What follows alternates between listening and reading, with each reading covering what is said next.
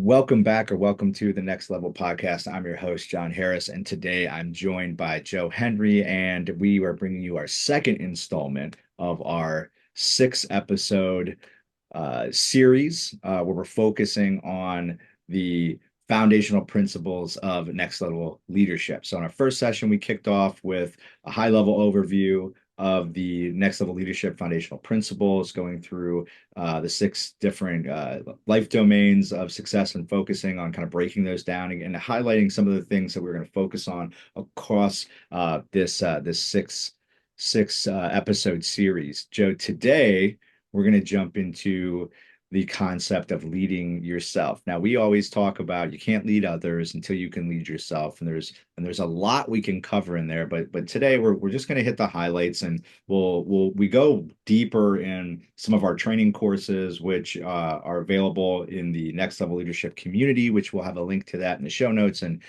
you can go there free to access it. There's a bunch of free resources and training in there. We have monthly meetups for leadership. We're doing an AI and security monthly lead up. We're highlighting some new speakers and new folks that are be coming in and participating in those sessions as well. So check that out. There's a lot going on there. But Joe, let's jump into this.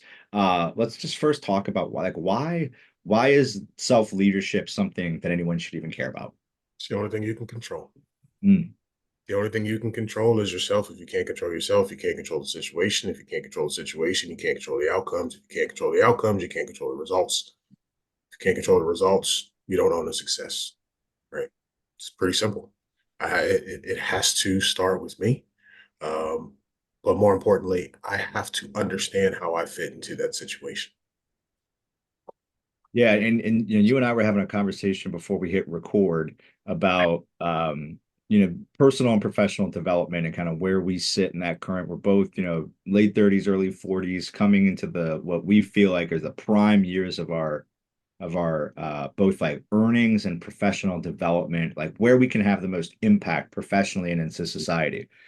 And the where we landed at the end of that discussion was like the choice is ours, right? Like Yeah. uh regardless of the circumstances of our situation, it's our choice to determine how we're going to move forward, the power to reframe, meaning what am I meant to learn from this current situation? How can I respond to it? And how am I going to go use it to be the best that I can be?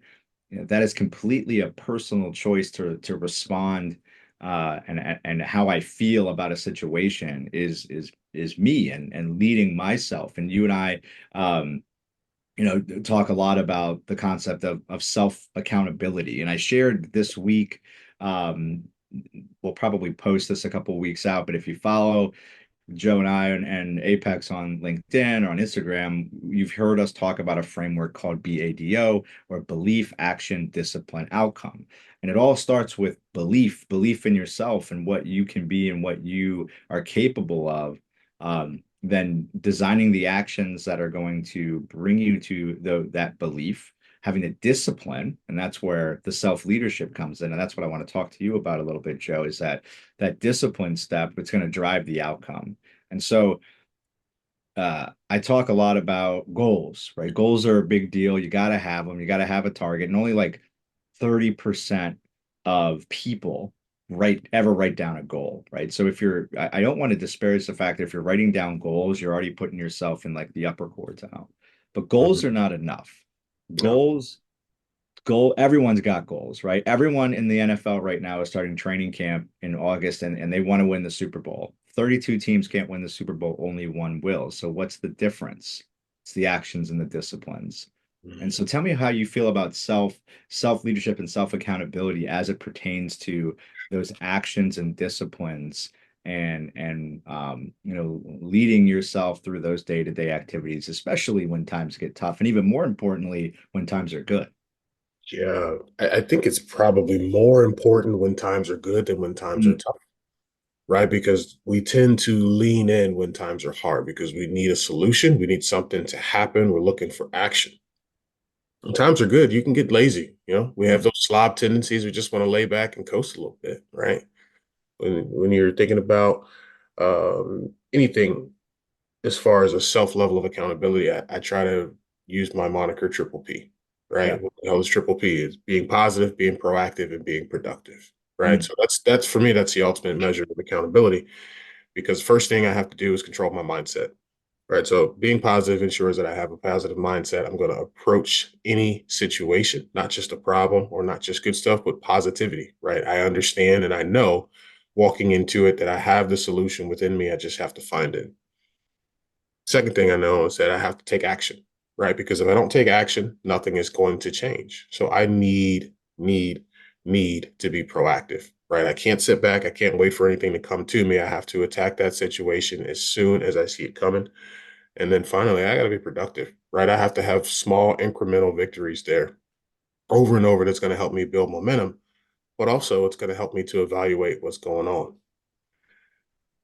We work with a lot of law enforcement, military, security industry guys, so they're going to be familiar with the term OODA loop, right? mm, And mm. that OODA loop is important because that's your decision making paradigm. It's how you're looking at orienting yourself in a situation. Like the first letter of OODA, right, is orient, right? You're orienting yourself to the situation, or sorry, the first one is observe, the second one is orient. So you're going to observe, orient, decide, and act. And we have to continuously be doing that, right? That's going to make us productive. And that's how also we're going to be able to evaluate the movement that we're having, right? We can't just sit back, got to be aggressive. So a lot I want to jump into right there. We'll start with the proactive part. Um, Mhm. Preparation, right? That's one of the core tenets that we talk about in leading yourself is that you can't just you know like great we're heading in the Olympics and sorry if you're Mhm. not a sports person, but if you aren't, then you've signed into the wrong Wrong place. program because we talk about sports all the time. Yeah. Because I think it's the easiest way to see high performance and see the things we talk about in action, right? And I always love to talk about Justin Gatlin because I've had the chance to meet him a few times. He's an amazing dude, Mhm. world champion runner, multi-time Olympian, fantastic guy, right? So you can't just show up on the track and run, right? And be like, Oh. I'm gonna right. The preparation to be an elite runner of all the sports, I think, to be an elite track and field athlete, there's nowhere to hide, right? It's just you running against other humans on a track. It's like it's probably the most like pure human performance event is just Mhm. right. It's probably the first thing. Like, what's the first thing you did when you were a kid? Race me, right? It's like it's Yeah. instinctual of like you Yeah. versus me, right? So, Yep. so I love why. I mean, I am not fast by any means. I love to run though, right? I run slow, but I love watching track. It's the most fun, and this year it's gonna be fantastic. So the Yeah. preparation, right? We talk about like I always use, and it's funny. Like I don't know why peas are so prevalent in everything that we talk about Yeah, we because got to a figure lot that of my out. framework have peas, but also the six P's is that piss poor or proper preparation prevents piss poor performance, right? So like meaning if you stumble into anything, so example, Joe and I prepare for when we sit down here and talk to you guys, right? Mhm. We have notes, we have previous presentations we've done, we pull content together, but then we get on the call or we have a preparation call and and we talk about ourselves and how it pertains to us and what content we're going to deliver to you that's meaningful. We don't just say, "All right, hit it, let's rip." Mhm. We could like we've been doing this for decades, right? We could just do it, but we know that to deliver the type of content and the type of meaningful information that it's actually going to be worth your time to plug in and listen to for 20 minutes, 30 minutes, a half hour, an hour, you got to prepare. The same thing with those track athletes. I love the way that Justin Gatlin would explain how he prepared. And I've told this story before after he did his regular 2, 3, 4 hour running, sprinting training that he did. And again, they were running what, 100 meters, Yeah. right? So you're running 100 meters and you're training that much to run for, I think, four good runners are going to run, mid 4 seconds. So Not for this the activity, right? not for the 100. They'll run sub 10. Oh, So sub 10. yeah, if they run 4 seconds, good That's job. 40s, right? Sorry. That's I told you I didn't do it. I just watch it. So yeah, like in that sub 10 seconds, right? But even thinking that's like think about how much preparation you're putting in for such a short period of time, right? Yeah. he would then spend 2 hours working on just how he was going to come out of the blocks. Now that was a split second Yeah. of but that he knew that that was the differentiating detail that he needed because he was on the older end. He had the big guns. He was, young bucks coming up. He was going against Usain Bolt, one of the greatest runners in the world of all time. And so he goes, I got to find my edge in the details. So the preparation and focus and intentional focus on the details is what blew me away about that and got me to get self-reflective on like, well, how do I prepare for Mhm. meetings? For like, I when I'm pitching to a new customer, like, do I like, am I prepared? Am I putting in the time? There's a gentleman I love, his name of Alex Hermosi, acquisition.com, 100 million dollar leads, $100 million everything. He's got this great brand. I listen to his podcast religiously. He's a very intelligent cat. He talks about the 4-to-1 rule or 1-to-4 rule, depending on how you look at it. You should give minimum 1/4 of the time in preparation to the activity that you're doing. So if you got an hour meeting, minimal 15 to 20 minutes of prep time for that hour meeting, right? And if you got like a 4-hour training, you better put in an hour minimum of preparation. Joe, remember when we did our first workshop many years ago for Apex? It was a half-day workshop. I mean, we prepared for months. For Yeah. months, Yeah. we put that content together and train. Like it took a lot of focus and effort and making sure to do that. So The outcome. preparation, Joe. Like let's talk about that. How do you feel about that? The importance of preparation and really again from a professional perspective. Again, I think in athletics it's very easy to see the value, right? You can't just Yeah. get under a squat bar and like put 5 plates on and be like, let's go, right? It doesn't work Why that not? way. But in professional and personal life, um, I don't think we think about it the same way often. Well, it's no different. You still have to have those reps, right? We don't get stronger without reps. Um, I didn't know we were going to go here, but I think that a 100-meter race is a beautiful example of anything. Mhm. And I know you know that I have an affinity for the racing. I'll call out anybody at any time. I don't care if we win or not. I'll go for it. Another story, another podcast. But um, let's break a race down, right? Mhm. Let's really break it down for the people who perhaps have never run 100 meters. First thing you're thinking about, you're coming out of the tunnel, right? So we'll use it as a setup for your day. You're coming out of the tunnel. Okay, you're at home, right? What are you doing at home to get yourself ready for your day? What are the habits that you've built every single day? There's wonderful books out there like the 5 a.m. Club, 4 a.m. Club. What are you doing? Are you starting early? Are you getting ready? Are you aligning your thought pattern and organizing your achievements throughout the day? So you're walking out of the tunnel, you walk into the blocks. Your blocks have been set up the same way for probably 10 years. Unless you got a new coach, he saw something in your start and he wanted to minutely change something. But most runners, most sprinters will know that front block, right leg, whatever it is, slot 2, back leg, slot 6. Maybe it's 4, maybe it's 5, whatever, but they know exactly where it goes. Your car is the same thing, right? It's autopilot. You're getting in your car, you're getting in the seat, you start thinking through your day. What's the stuff I got to do? What's the stuff I want to do? What's the stuff I get to do? Before you even get in the car, you see the sprinters think before they get into the blocks, right? Because that's just before you go. Before they load up, they're visualizing, right? And we can't overstate the importance of visualization and preparation. Did you know that there is literally no difference? Your brain knows no difference between you actually doing the activity and you actually visualizing the activity. That's why Tom Brady visualized his success. That's why Kobe Bryant visualized his success. That's why Ray Lewis and Michael Jordan and anybody who's ever been great, Tiger Woods, all big proponents of visualization. You have to see it before you can be it. I feel like Les Brown right now. Huh? Shout out to Les Brown if you're ever going to listen. But how cool would that be? Um, but you got to visualize it, right? So you're starting out in the tunnel. That's before you leave home. You're walking out. You're visualizing. You're getting to the door. You're setting up in the blocks. Okay, the blocks is going to be the car. That's what's going to carry you there. It's what's going to propel you out to your day. Maybe not a great equivalent, but close enough. But then when you get to the office, right? So now you've arrived, you've gotten there. Okay. You're fully loaded in the blocks there. You've parked your car, you're fully loaded. You come out of the blocks. What do we have a tendency to do? Most people who are untrained and aren't sprinters, they'll stand right the hell up, right?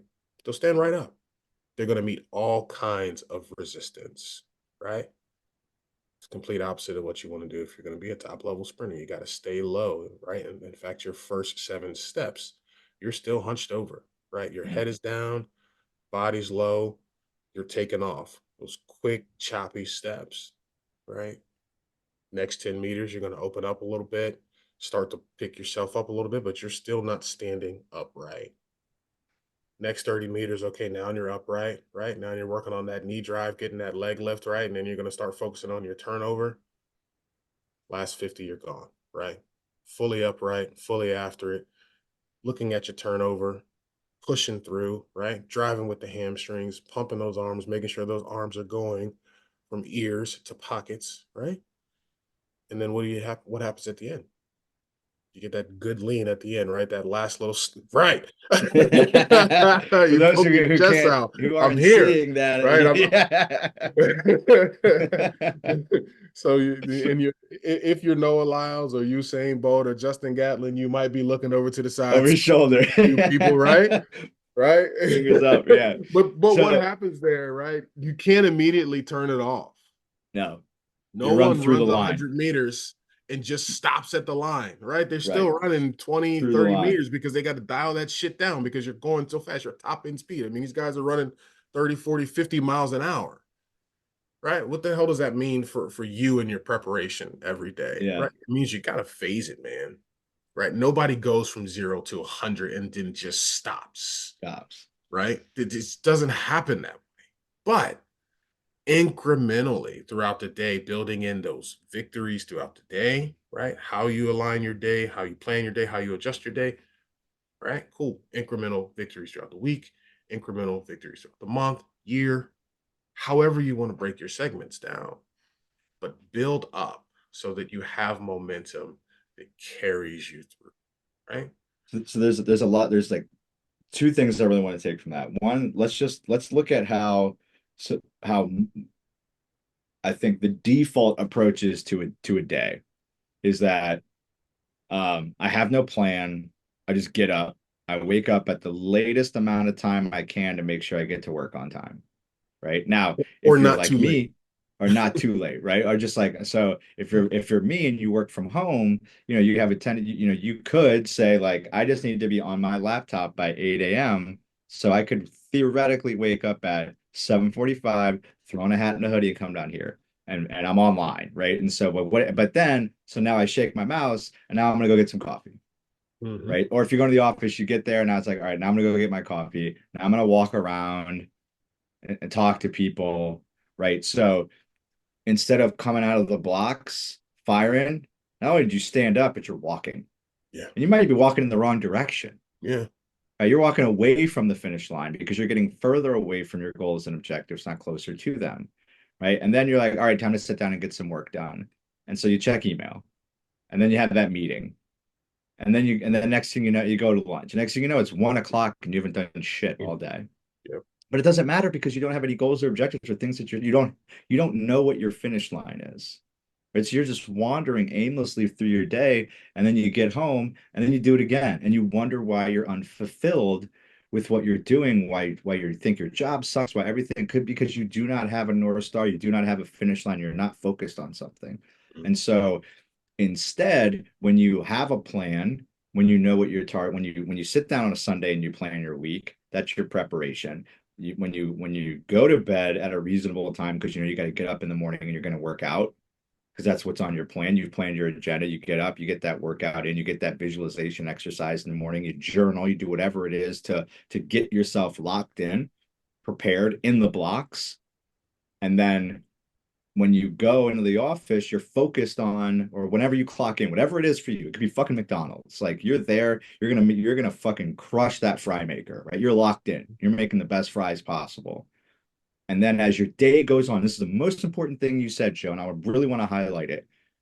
You sprint through that fucking finish line, right? We have a tendency, we're sitting here, we're recording this on a Friday morning, and Fridays are the greatest opportunities for separators. Fridays are the greatest opportunities to be a champion because right now most people are trying to figure out how to do the least amount of work Coast. today and buzz out on time or Yep. before early. 4:45. Especially in the summer. I talk about this all the time around like summer is separation season, specifically on Fridays because no one wants to work as hard as they could or should. And I'm not telling you not to take vacation. I'm not telling you not to take time off, but I'm telling you when you don't do it, don't fucking do it. So when you're in, you're in. When you're out, you're out. But if you're there, show the fuck up. Because if you're going to be on that track and you're going to be running, go 100%. Do Yep. it with intentionality. Do it with focus. Do it with a plan and run through the finish line. And if you do that, not only will you feel better about it, so we're talking about self accountability, right? Standards over feelings. So if you have a standard that says every day I do this, this is the four things that I do. I'm not telling you to do 100 things a day, but you say I wake up, I read for 5 minutes, I work out for a half hour, and that sets me up to be, whatever it is for you. Joe has what works for him. I have what works for me. Whatever it is for you, you know, prep, visualize, step in those blocks, have a plan, be prepared, get out. It's, get the momentum, right? You don't start too fast because then you might burn out, right? Or if you like to get whatever that plan, have a plan though, but towards the end, at that last part of your day, that last part of your week, that last part of your month, the last part of the year, we're recording this in the end of July. We'll be talking about this again in October because October is another time people start winding down. Oh, it's almost Thanksgiving, which means it's almost Christmas, it means it's almost New Year's. We just pack it in. Got a whole fucking Gift fat quarter left. season. Yeah, it's gift fat season. Yeah. Right. And so like these things matter, folks. And as you do this day, week, month, year, 5 years, 10 years, this stuff adds up and that's where the separation becomes. That's why the Jackie Joyner Kerseys and the Usain Bolts and the Michael Phelps and the Michael Jordans, like that's the difference. Yeah. And this isn't just conjecture from Joe and I. Like we've met, I've had conversations with Tim Grover, who is the trainer for Michael Jordan, Kobe Bryant, and Dwayne Wade. He says the same shit, right? I talked to Ben Newman, who works with the Eagles and the Philadelphia Eagles, the Dolphins. He worked with Alabama football for 5 years. He tells me this is the same stuff. So this isn't just Joe and I sitting around being like, hey, we think this stuff works for us, might work for you. Like, this is like we've gone and sought out experts who say, yeah, this is how I won gold medals. It's the same goddamn thing. Yeah. I, one of the things I just keep going back to the triple P, right? Mm-hmm. Right. You are going to win and you are going to lose. But you will not win without a positive mindset. Mm. No. I'm not talking about coming in first place. Everybody can't be first place. Somebody's got to Right. be second. Especially if I'm racing against them, somebody's got to come in second. But be able to take away something from the situation, right? Coming in second doesn't mean you lost, right? It means that in a game of milliseconds, right, you had one step that was off. So now you go back and you fix that step. Like, since we're talking about track, man, are you familiar with Sharika Jackson? Yes. My God. Look her My up if you're not. If you're God. not, well, maybe we'll link to her bio or something Yes. here, because if you don't know who she is, you know who she is. Everyone always knew it was there. Everyone. But everyone was waiting for it to come out. And she methodically, time and time and time again, got second place. Mm. Won't happen again. Not Mm-mm. this Not year. after this. Yeah. Not this I year. mean, not after this year. You watch her at the prelims. Mm, And like it was you could see, and you see that with people like professionals, with like at some point in time the belief happens, yep. right? The positive, the proactive, the productive, it all clicks. The belief gets there, and the switch flips. It doesn't happen for everybody, but for the great ones, you always see it, right? And so you see this transformation at some point in time where it finally happens, and you're like, oh shit, they just took it Flip from the here to switch. there, right? Yeah, man. And you saw it with her this year, where it was always like, there was, and whether it was a mental block, whether it was the pressure, whether like whatever the thing was that was holding her back. And I guarantee you, getting back to the crux of this conversation about self-accountability, at some point she says, no one's coming to help me. This has got to be me, She got right? back to the No, basics, man. yeah. She got back to the basics, right? So if you look at Shelly Ann Fraser, the reigning queen of track and field, right? Largely unbeatable for the last 15 years. Mm, Right? If there was a 100 or a 200 in the women's event, she was coming in first, right? She's had a pretty sharp decline yeah. this year, right? The last since about Diamond League last year of 23. Pretty sharp decline. What happened? I don't know. I'm not there. But she doesn't appear to have the same drive, and she's not finishing the way she was before. I would say she's probably not paying attention to the small things that got her where she was. Mm, Sharika, you know, firstly, you can see the progression. If you look at her from 22 to now, you can see her stride change, right? You can yeah, see her turnover. You can see how her start is unreal. yeah. Well, Unreal. and age comes for us all, right? And so Oh, and yeah. that's something with athletes, it's a little bit more of a that's where that can obviously contribute to declines. However, in today's day and age, especially with these $1 million athletes, like look at Tom Brady. Like he could suit up right now if he wanted to, and Yeah. he would start on one of 32 teams. Yeah. Like there are not 32 quarterbacks in the NFL on roster on starting quarterbacks that are better than him right now because his intentional focus on the details is unbelievable, right? Mm-hmm. Every facet of what he focuses in on, and Olympic at high level Olympic athletes are the same way. Like they could still, it's just like, do they want to? Is the grind right? Like just like for NFL athletes, for NBA, like look at LeBron, like 20 Mm-hmm. years 20 and like KD, like they're like there's a geriatric community playing for the USA basketball team right now. Like these guys are not too they're No, not too much younger than us, they're Joe, not. and they're They're not. They're the same age and some are older, right? right. And So so that's crazy. But it's not at the same time, it gives you a prescription for excellence if you're willing to pay attention for it. So we're gonna wrap this up here, guys. I feel like this like there's a lot to unpack here. We go deeper in this in much of our training where you could go in and get some of this as well. So I highly encourage you to get into the community where that happens and then have access to the trainings that we put out there. Um, John, Joe, can you any just recap BADO for everybody? yeah, Right. yeah, That's absolutely. important. We don't So want to leave without that. I'll recap the triple P, but yeah. So the BADO framework, BADO, belief.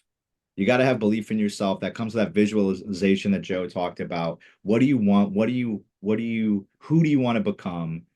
What are those beliefs? Then actions. What actions are you needing to take in order to materialize those beliefs that you have? So, you know, deconstructing each one of those beliefs as goals and what's it going to take you to get there. What do you need to do? And then the discipline to do those things every day, every week, every month. And then those will create the outcomes in the O. And then that's where, similar to the OODA loop, that's where you have to be resistant to this seduction of success that happens after you receive those outcomes. Because if you stop doing the work, if you stop having the belief, if you stop doing the action, if you stop having the discipline, the outcomes go away. So it's a cycle of activity that creates that positive outcome. yeah. Triple P, just going to recap there: positive, proactive, productive, right? Being positive in how you approach any situation, any challenge, having to know going in that you can and will and must be victorious. Proactive, taking the necessary steps, not sitting back, but being aggressive and taking the situation captive. and then productive, celebrating your wins along the way, but understanding that there's still work to be done. Love it. Three P's, BADO. If you don't take anything away from today's session, write that down. Yeah. You've already paid for yourself and it was free anyway, so you're welcome. Joe, always a pleasure. Thanks for hopping on episode 2 in the 6-part series of our Next Level Leadership masterclass. Thank you for your time, everyone. Thank you for checking in. We appreciate you. Let's go do great things. Be awesome. And end scene.